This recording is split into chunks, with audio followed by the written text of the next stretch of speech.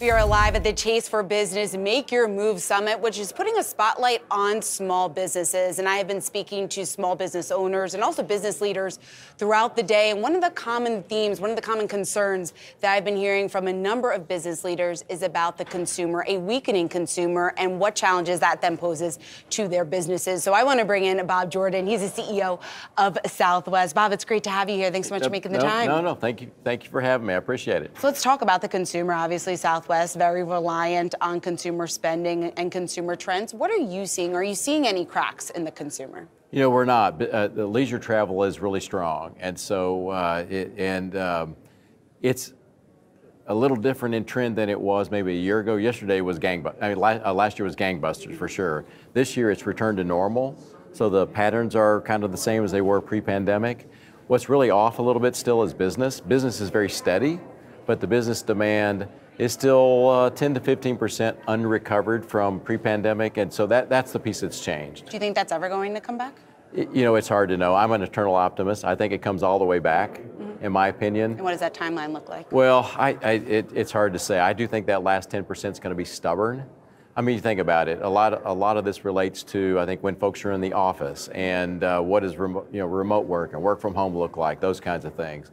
But I believe it comes all the way back. I mean, when you need to win a contract and you need to be there to win that contract, you're going to fly, you're going to travel. But I do think that last little bit might be stubborn. But the business is steady. It just hasn't recovered all the way back to pre-pandemic. Yeah, that's something we've heard from a number of the other airlines as well. Bob, when you take a look at the holiday season specifically, what do booking trends look like? And are you expected maybe to surpass what some of your initial expectations were for the season? Our holiday already looks really strong. So if you look at where we are booked today as compared to last year, we're actually booked ahead of this time in 2022, which is, I think, a real strong indicator. We had earnings last week, so you just think more broadly. We had record operating revenues as a company. We had record passengers as a company. We had record Rapid Rewards new customers and new members as a company. We had record Rapid Rewards revenues. We had record ancillary revenues. I could go on and on if you can't tell. So that just tells me demand for the Southwest Airlines product is strong, and that strength is translating into the holiday bookings. Bob, when we talk about the state of the consumer right now, we heard from Jamie Dimon, JP Morgan's CEO yesterday. He spoke with my colleague Brian Sozzi. He was talking about the fact that there is some reason to be a bit cautious, and he's talking specifically about the middle class, saying that the middle class is getting close to zero, no excess savings, talking about the savings that were built up during the pandemic. I'm curious if that is in fact the case. What does that then mean for a business like Southwest? Well, again, if you go, and things can change, you go to the macro, and we aren't seeing a shift in booking trends, and we're not seeing the weakness. We're just not seeing it yet. I've been at Southwest a long time. I've been in commercial for a long time before this job, and so trends can change on you. What's good for Southwest Airlines is we are well positioned. So if that occurs, what do you want? You want to be the low-cost provider. You want to have low fares. And that's the center of the Southwest business model combined with great people. So I think we're well positioned if that does happen. But right now, we are not seeing weakness in demand. But what does your discount strategy look like at this point?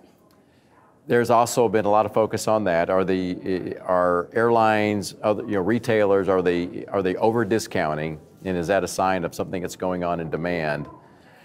We are discounting or running sales at roughly the same rate that we have historically, maybe a little bit more. But you've got to think about a sale this week. They're always capacity controlled. It's not every flight's on sale. So anytime we have a sale, we are targeting particular periods, particular days, particular parts of the month, particular flights. Where we have been targeting probably more than ever are what we call shoulder flights. So very early, very late flights. Those are typically the hardest to fill, period, and they continue to be the hardest to fill, and so a lot of our sales have really targeted those low-demand flights early and late in the day.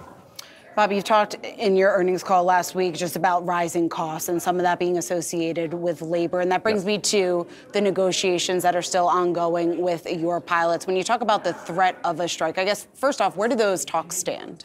Well, if you just look at labor generally, we are one of the most dependent on labor organized airlines out there, where I think we're 85–86% organized, and that's fine. Our people are wonderful. We have 9 completed agreements in the last year. I think that's a record. So we're making tremendous progress with labor. We do have 3 left to go. We got an agreement with our flight attendants last Wednesday, which is wonderful. Now, it still has to be voted on, but we have an agreement, and I think that vote ends on December the 8th. So then it leaves 2 more, our pilots and our ramp employees. We had an agreement with our ramp employees, and it was voted down, and so we're already back at the table talking about a next agreement. So I'm optimistic there. So that leaves our pilots. And we are making, despite, there's a lot of noise, but we are at the table every single week. We're making progress with our pilots every single week, and I'm very hopeful that we will have the agreement done soon. You're never there till you're there, but I'm very hopeful that we'll have an agreement soon, because it's important, number one, to reward our folks. I mean, inflation is real, and I want to reward our tremendous people. And then second, it's a distraction, to have these agreements open. And so I'm eager to get those last couple closed. What are some of the sticking points still? I don't want to negotiate in public. Contracts are very complex. Everybody always thinks about rates, but there are all kinds of rules and benefits. There's a lot in a contract, and I don't want to negotiate in public. It's not my job. But just know that we are going section by section by section with our pilots, and we're closing out sections, and there's progress. And I'm optimistic and eager to get it done.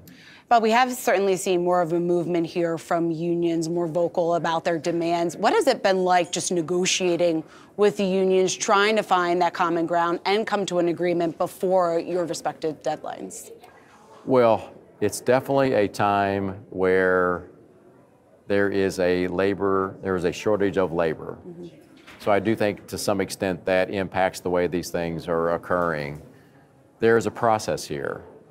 So the way you negotiate, the way sometimes some of those aspects become public, you've seen things like picketing with our pilots as an example.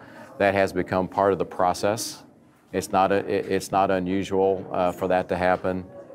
I'm hopeful in the future that as we negotiate contracts, I'm ready to get these done, but I'm hopeful as we negotiate next time and the next time that we can continue to work on that process so that it is, some of those things don't occur. That's not always in my control. But again, my focus is very simple. It's to get the contracts done, get our people rewarded, and get the uncertainty off the table. Bob, I want to pick up on one point that you just mentioned there, and that's the labor shortage. What does that currently look like for Southwest? We were talking a lot just about a year ago, or really over the last year, about the pilot shortage specifically. Where does that stand? Well, you just look at hiring generally coming out of the pandemic. Every company had trouble with a number of things coming out of the pandemic, getting their staffing back, getting skilled staffing back, supply chain issues. And we had exactly the same thing. We have no trouble hiring people at Southwest Airlines. We've hired tens of thousands of people in the last 2 years, but you do have to work a little bit harder than usual, that's for sure. On the pilot front, we're getting pilots. I'm very pleased that we were the first airline to get fully staffed, number one. The first airline to get all of our aircraft up and flying and off the ground, which means having enough pilots. And then also the first airline to get our network fully restored to pre-pandemic levels. Bob Jordan, thanks so much for taking the time to join us. Thank you for having me. CEO of Southwest. Thanks. I appreciate it.